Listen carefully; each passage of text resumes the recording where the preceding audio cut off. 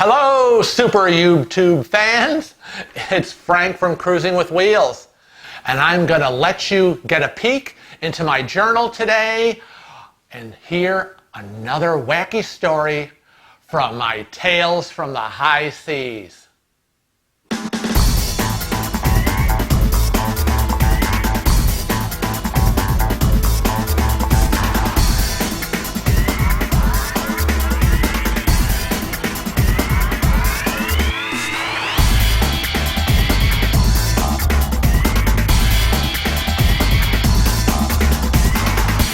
Now, this story takes place aboard the NCL Gem in 2017, and it was the first day.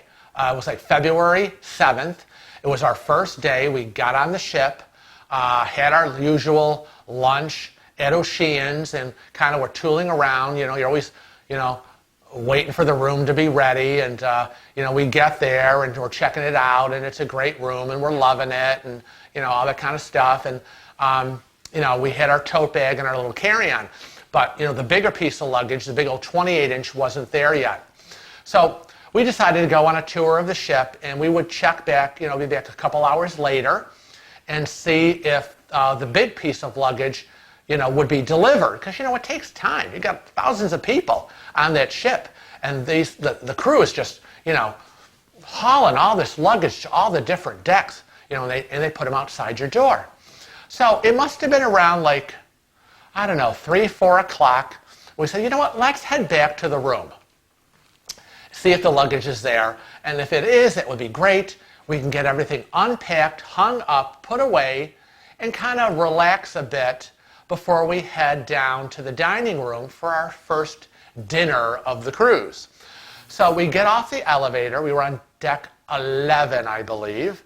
And we turn the corner down to our hallway, and of course we see tons of luggage. Luggage is being delivered, and it's outside of everyone's stateroom, because if they're not in their room, that they don't know their luggage is been delivered and is outside.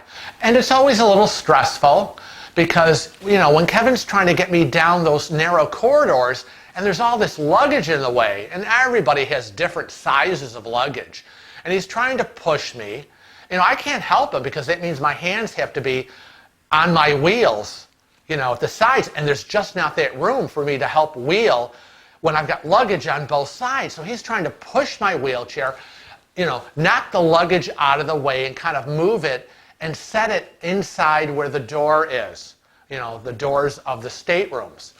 So he's looking, and as we're going down the corridor, he sees all this furniture out in the hallway, and we get there, and it's the cabin right before ours, okay? And we're in a full turnaround handicap room. And there's the table and a chair and a stool that I guess belongs to the desk that's in the room. So all this furniture is just dumped out of the room and into the hallway. So there's like this much room to get by. And Kevin's like, are you freaking kidding me? Who's dumping their furniture out of their room and leaving it in the hallway? You've got a handicapped cabin right next door to you. And not only the wheelchair people, but the rest of the guests. How do you expect them to get, down the hallway? Talk about inconsiderate, that would be an understatement. So Kevin now has to kind of pull me back, move me over in a little spot where there's no furniture or no luggage, and move me against the wall so he can get around me. And now he's starting to stack the furniture, push the chair in toward the door, table, chair on top of the table, move the stool, get the luggage out of the way. He's like, oh my God, we just want to get to our room. What is wrong with people? So he comes back and he gets me away from the wall and he pushes me through, and we open the door, we go into our cabin, and he's furious. So he picks up the phone and he calls guest services. And this little shit answers the phone. Yes, can I help you? He's like, yes, this is, Kevin, blah, blah, blah. I'm in room 11139. And, we just turned down our hallway to get to our handicap room. And there's all this furniture that someone has dumped in the hallway. They have literally emptied their room of the furniture and dumped it outside. Well, what's the problem? What is it? Well, I don't get it. What's your problem? And he's like, well, the problem is that I don't know how people in wheelchairs will be able to get down the hallway with all their furniture out there, as well as all this luggage that you're all delivering to the cabins. And his response is, well, it's not like it's going to be there all day. and Kevin's like, dude, you're not understanding. My husband is in a wheelchair.